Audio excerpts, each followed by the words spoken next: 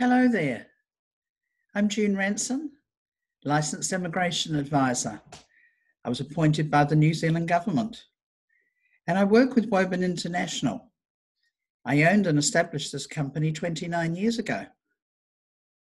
Anyway, thank you very much for joining me with this 8th edition on how New Zealand is progressing with the way forward from COVID-19 and what is the impact so far in our recovery.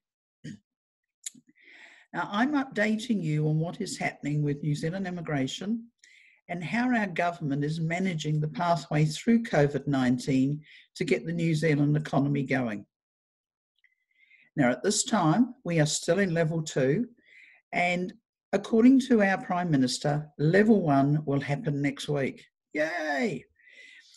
We have no new cases, and this record has been the same for the past 13 days.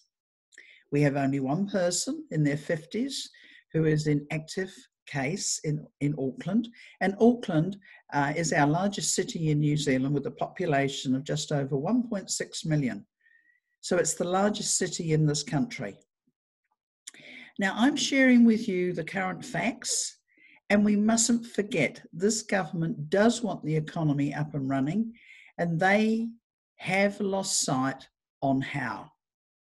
And our health department is calling the shots. But this is the time for skilled people out there to consider New Zealand. Start your planning, as we are going to need you.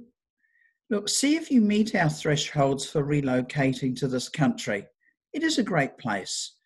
And we're just lost for the moment with our general political elections looming in November. And we want investors to help rebuild the country. Gee, if we've ever wanted you, we want you now. So what a brilliant opportunity to start planning on a relocation to this country. It takes time, and that's why I'm saying, start doing your research. So what's happening? Our borders remain closed to persons other than returning New Zealand residents and citizens, or to those who have been granted exemptions to enter our border and quarantine. And with the recent arrival of the Avatar film crew in preparation for further sequels to James Cameron's movie, a further announcement has been made that the New Zealand government is preparing to grant entry visas for America's Cup crews under the criteria of being essential workers. Now, whilst this is good for creating a boost of revenue for the country and create jobs, we have to question why New Zealand companies are being left out of the border exemptions for the people they need to come in. There's something terribly wrong here. And on closer investigation, we're finding double standards and mixed messages are being given out. The mysteries about the lead agencies supporting companies to get exemptions for key people coming into this country. Gee, the whitewash continues from the government, and I'm lobbying strongly. Something just doesn't make sense, but I'm sure it comes down to politics.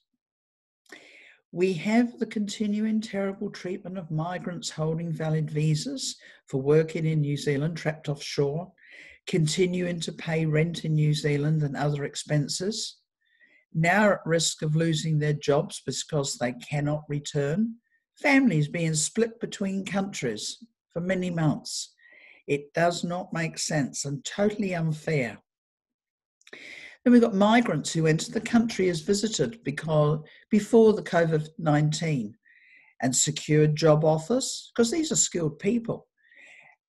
Visa applications lodged, and that was prior to COVID, and have had to remain stuck here with no income while waiting for their visa. And those migrants in New Zealand who have lost their jobs cannot leave the country with no income coming to them. Now, in my immigration industry role, a letter has been sent to the Minister of Social Welfare, copied to the appropriate government parties, requesting financial assistance be given to these people. Otherwise, they're just going to be living on the streets because the employers can't pay them. They can't be receiving any special treatment by finance from anybody unless they've got a relative here or a close friend.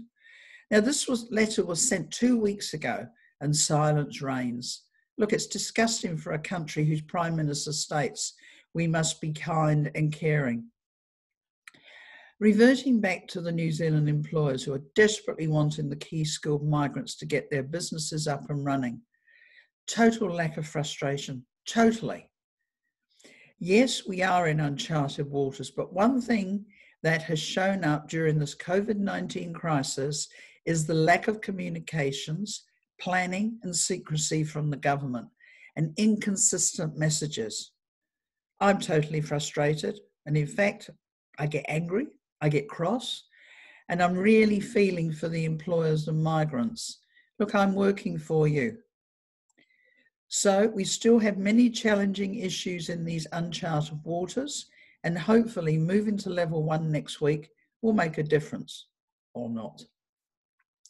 Now, compared to many countries in the world, we have taken major steps in stamping out COVID-19. And the people of New Zealand are known as Team New Zealand. And we together have accomplished this. Now, for a country with 5 million people, we punch above our weight and just get on with it. Don't you want to be part of Team New Zealand moving forward? Look at where you are now.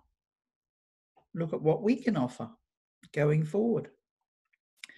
Now, for those of you out there who've received notification from Immigration New Zealand that your application for residence was selected, and the notification between the periods 1 November 2019 to 15 April 2020, you've been given an extra 6 months for getting your documentation together.